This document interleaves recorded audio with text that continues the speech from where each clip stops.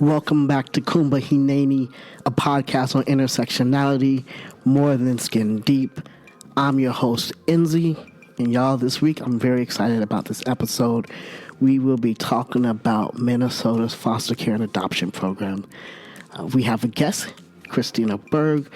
Kristina Berg is the Director of Engagement to the Foster Care and Adoption Program at Children's Home and Lutheran Social Services.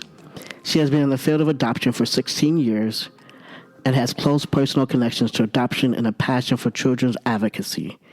Kristina holds an undergraduate degree in social work, multicultural studies, and Spanish. I'm very excited to have Kristina on, but first, a quick word from our sponsors. This podcast is supported by the Newman School at the Talmud Torah of St. Paul, where academic excellence and Jewish values meet, teaching analytical and critical thinking skills that are necessary to thrive in a complex world. Now enroll in grades K through 5. Learn more at ttsp.org/Newman.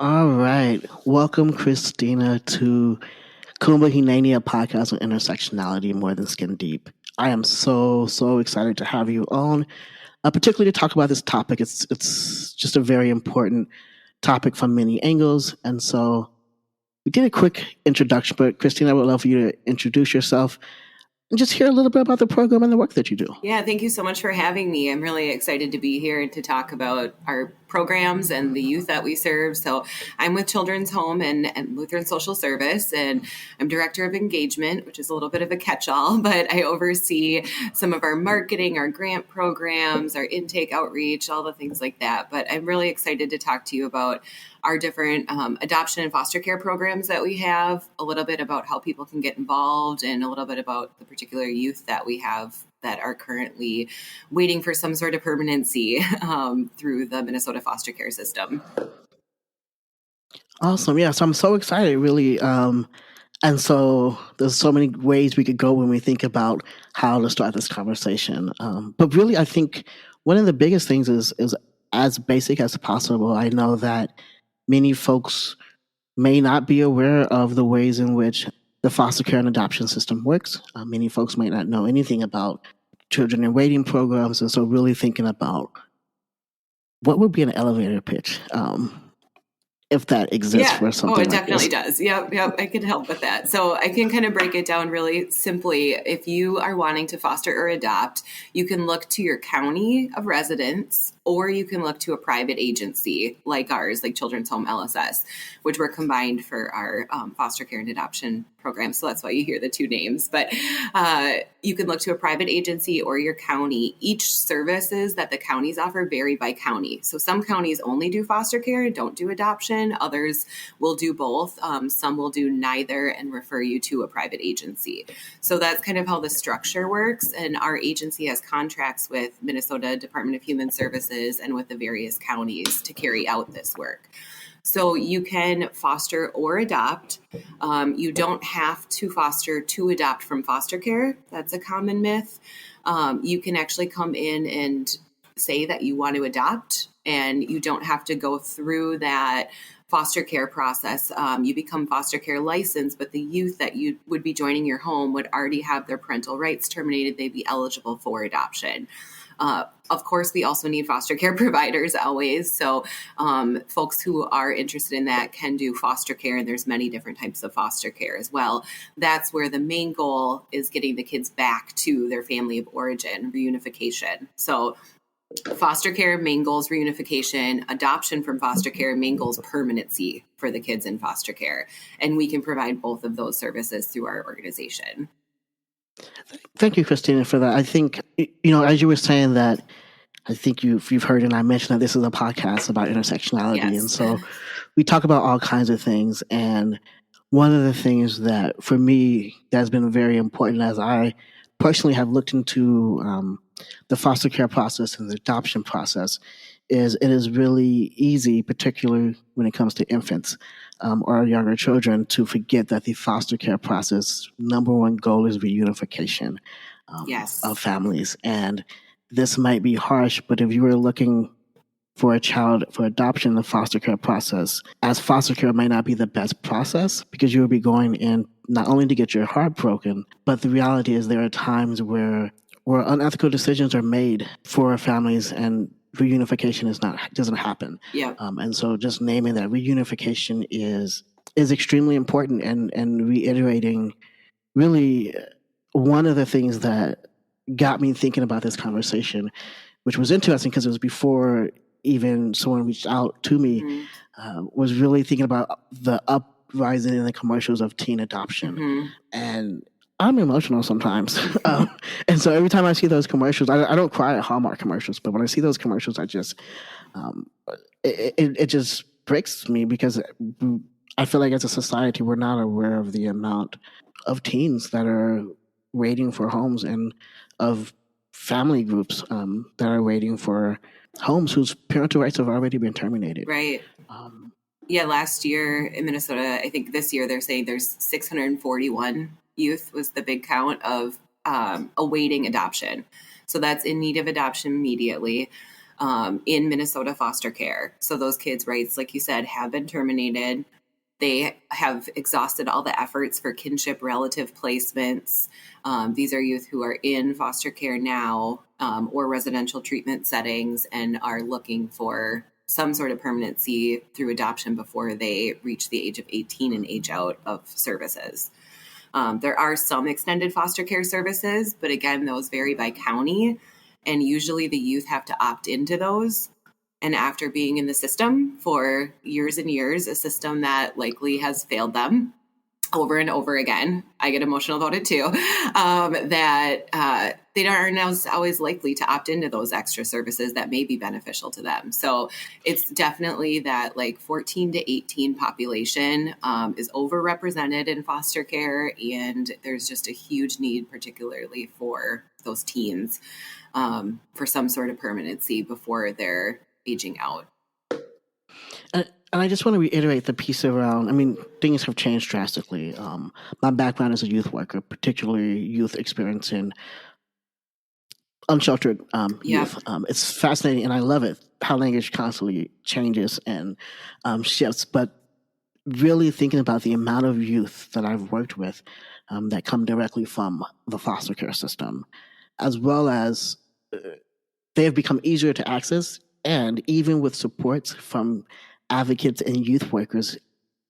Yes, this was 10 years ago, but I can't imagine how drastically it's changed. It's really almost impossible to help youth get connected with some of these extended resources and programs. And so just naming that, I mean, at least that was my experience, and that was 10 years ago. So unfortunately, I don't think it's improved a ton. I think some counties have expanded their services, and it's working, but I don't think that's replicated equally across the state by any means. And I think the opportunities come with strings attached for these youth, things that they're maybe not comfortable with, housing they're not comfortable with, information to disclose that they're not comfortable with, all of those kind of things. And especially at the age, think of when you're 18, you're really wanting to get out on your own a bit. And a lot of those programs don't let for autonomy for these kids, which they're kind of craving at that point in their life. So it's so critically important to try to get them some sort of deep connection, mentorship, permanency through adoption before they age out, so that they have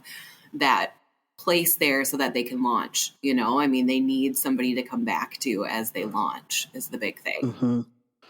Yeah, and I think there's two things that you said.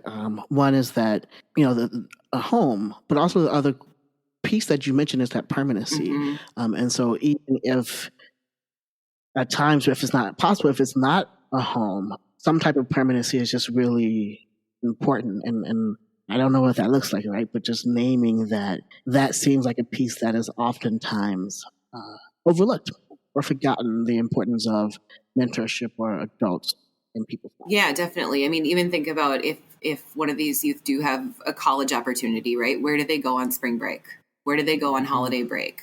Where do they go if their dorms are closed down? Where do they, those kind of things. It's just, you need some sort of connection and community around you. And you need that one person or a couple important people to help guide you through early life, early adulthood life, Mm-hmm.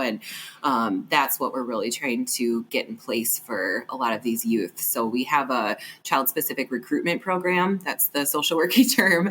And that's our contract with various counties in the state to advocate for youth who are waiting in foster care, who might need some extra advocacy. So often it's teens, kids who have been in and out of multiple placements, sibling groups, kids with more significant medical concerns, things like that. And so our organization is like on top of their county worker. They have a worker through us who's really trying to figure out with that kid, what do you want for permanency? What do you want a family to look like? What type of family composition are you open to?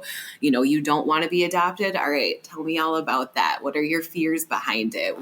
Those kind of things. And then trying to get them to a place too where they can accept permanency because of everything that's happened in their past. They may be, thinking that they maybe have had failed adoption placements and things like that. So getting them to a place where they can also accept and believe in permanency again.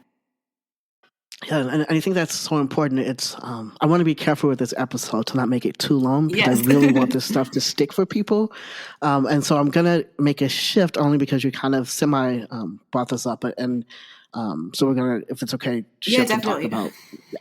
So really, one of the things before I ask the question, before we get on that, is naming, right? Because this is TC Jew folk, and this is I'm a Jew. I have no problems with that and sharing that.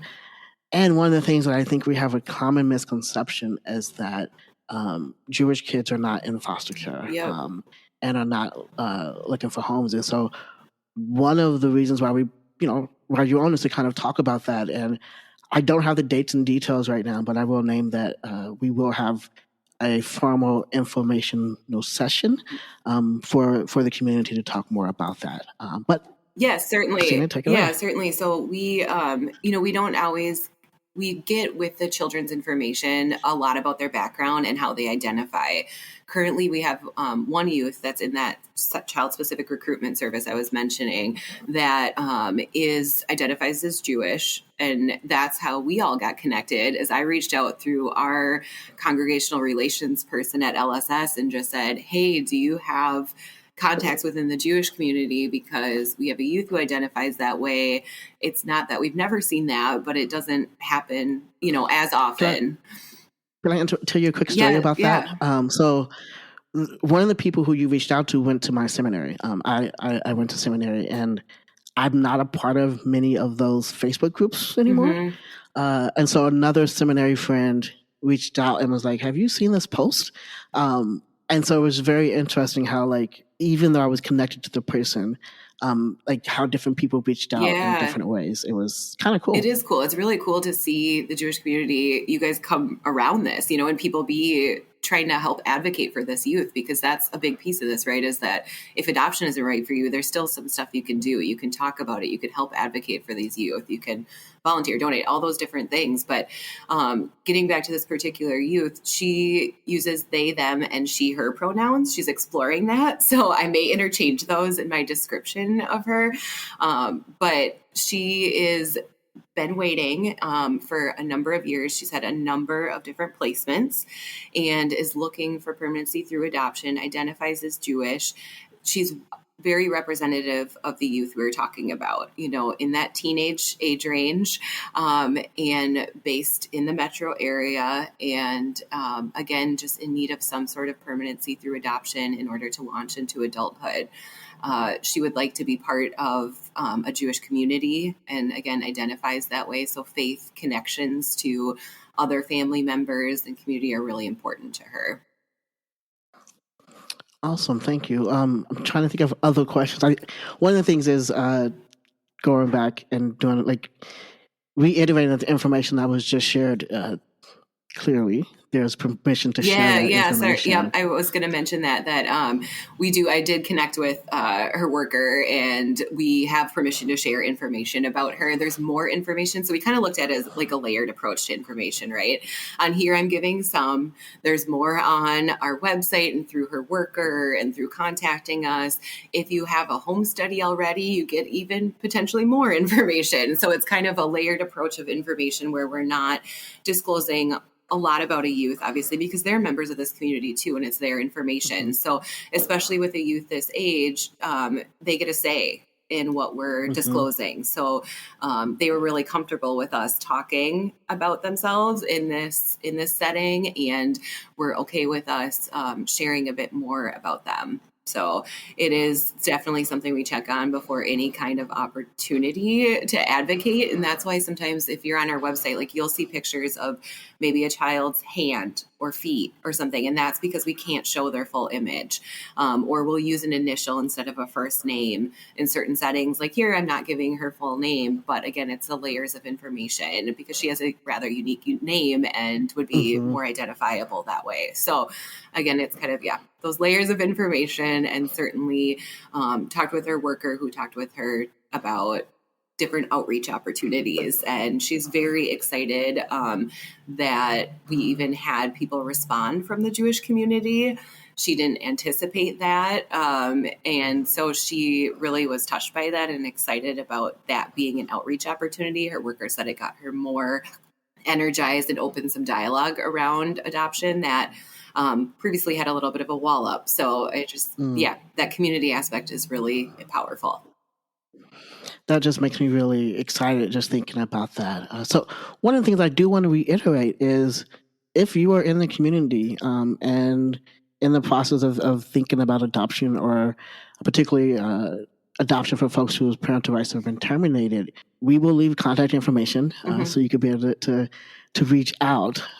But this is a unique and just an amazing opportunity, and just really looking forward to one, not just this opportunity for the possibility of permanency through adoption, but also this opportunity for potentially community support, whatever that looks like. And it's complicated and it's hard, particularly when it's around being really mindful of people's privacy. Particularly to me, I think it's important that youth are able to have their autonomy at times. And so it's not simple. No. And also naming, it's just a reiteration. And if you've gone through the process, you possibly already know, but this youth is older. And so naming that is not going to be, what's the word? Cherries and apples or whatever. Rainbows and butterflies or whatever. Thank you. That's the word. It's not going to be rainbows and butterflies. It won't be easy. And I will guarantee you in some way that whatever it is, it will be worth it. As much as I can guarantee that. Right. Is there anything else that you want to bring in? And I do want to reiterate that I'm excited because I'm hoping that we could have more conversations like this, and not just with folks who are on the working aspect, but also folks who's experienced adoption and foster care, because I think having a wide or large array of conversations is important. I've been, the more I am in communication with my friends who's been through foster care or through adoption, the wider and wider my mind is blown, even with the reality that, of course, everyone doesn't have the same experience. And that's, that makes sense. So definitely. Yeah, sorry. No, I was just going to say, like, the lived experience is incredibly important. And I'm excited we're an adoptee-led agency. So our president's an adoptee yourself, which transracial adoptee, transcultural adoptee. And I think that lived experience is so essential because it comes down into every element, right, of the programming, of the approach, all of that. So I'm really excited to see that be a part of our agency in such a bigger way, I feel like, than it's ever been before.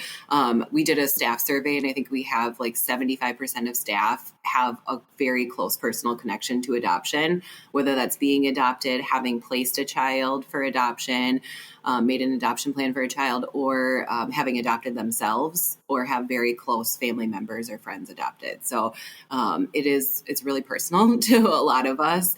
And I'm really excited about this opportunity to talk a little bit more. One basic thing I just want to mention too for folks, because it's one of the most common questions, is that it is virtually free to adopt from Minnesota foster care. So when you think of infant international adoption, you sometimes think of huge fees. That's not the truth for Minnesota foster care. Because of the contracts we hold with the state, they pay for us to do the services. You have to pay for background checks, which are about $10 per person in your house, 13 and older. Otherwise, we're covering all of the fees for like your education, your home study, the process, those kind of things are covered through the state contract. So that's just something to note because we don't want necessarily fees to be a barrier. We work with families of all different types of backgrounds. You need to cast a wide net, right, of resource families, and fees don't have to be a barrier for foster care adoption. So one of the things I want to name about that's so important, and to reiterate that fees is not a barrier because there are folks who may have homes, may have space, and you don't have to own your home to do adoption. And so just reminding folks of that. But there's folks who have space but don't feel like they have the financial ability. And in particular, thinking about some of our communities that are overrepresented in the foster care system and underrepresented in the adoption and foster care parents, and really thinking about the economic barrier that constantly is there. And so reminding folks that barrier is not really there. And I will speak for myself, that shifted the way I looked at all of this, because we think of that financial barrier, for sure, particularly for the folks whose parental rights have been terminated. So just wanted to reiterate that's just so important for folks to really hear, and also naming if $10 for a background fee is a barrier, there's folks in your community that can support you in that process. And so this is just such an amazing opportunity. I'm excited to continue this conversation in many ways, and I'm excited to hear one that the agency is led by folks who experience adoption, as well as the mindfulness of those most impacted by the work or centered in the work. And I love that. That is, I'm an organizer. So of course I love that. So is there anything else that you want to like bring in before we end up, or anything? I want to make sure I'm not leaving anything. I just kind of want to reiterate we look at adoption as being like one piece of the bigger child welfare puzzle, right? It's not the solution for every kid, but kids, it is a big safety net. And it's a huge, important part of the picture and of the safety net that's there. Whenever possible, kids should remain with their family of origin, in their community, in their culture, in their country. Whenever possible, those things should be exhausted. But when those efforts have been exhausted and there isn't a permanency option, that's where adoption comes in. And that's where the transracial, transcultural piece comes in too. But we definitely prioritize kids staying with their family of origin, in their community, in their culture. I was going to ask you to say that one more time, but you did. So it's, and really because I wanted to end with that is important, when possible, that folks stay in their family, in the community, in their culture. And so love the fact that you reiterated that, because it is not only is it important, it is necessary in many ways. And so again, thank you, Kristina. I'm so excited to continue this conversation on this podcast, but also just continue this conversation. And folks, if you, again, we'll leave information for you to reach out to Kristina, but if you want to reach out to me, feel free as well. And just really excited about learning more about this program and particularly about the ways in which this works in Minnesota. So again, folks, reach out. Thank you so much for having me. Thank you. Kumba Hineni, a podcast on intersectionality, more than just getting deep, is a part of the Jew Folk Podcast Network, a product of Jew Folk Inc.